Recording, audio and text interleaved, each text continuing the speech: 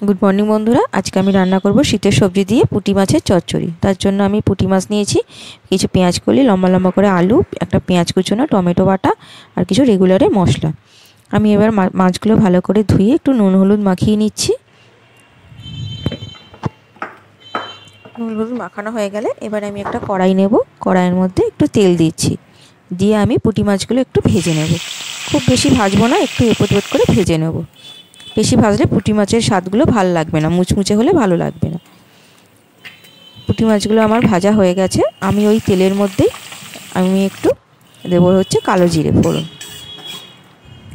যে কালো জিরে ফোড়নটা হয়ে গেল, এবার আমি লম্বা করে রাখা আলুগুলো দিয়ে দিচ্ছি নুন, একটু হলুদ দিয়ে ভালো করে একটু আলুগুলো একটু ভেজে নেব। কিছুটা ভাজা হয়ে যাবে, হাফ সেদ্ধ মতন করে নেব।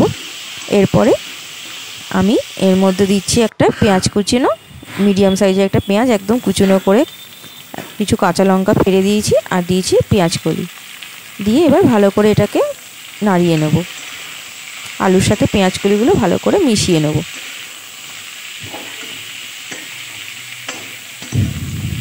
এবারে আমি দিচ্ছি টমেটো বাটা আর রেগুলারের মশলা, সামান্য একটু আদা বাটা, জিরে বাটা, ধনে গুঁড়ো, লঙ্কা গুঁড়ো, নুন, মিষ্টি, হলুদ, ব্যাস। ভালো করে নাড়িয়ে নিচ্ছি, এগুলোকে মাখিয়ে নিচ্ছি। মশলাগুলো যাতে পুড়ে না যায়, আমি যে প্লেটটার মধ্যে মশলাগুলো রেখেছিলাম সেইটা একটুখানি জল দিয়ে ধুয়ে দিয়ে দিচ্ছি কড়াইয়ের মধ্যে। সাথে পুঁটি মাছগুলোও দিয়ে দেবো।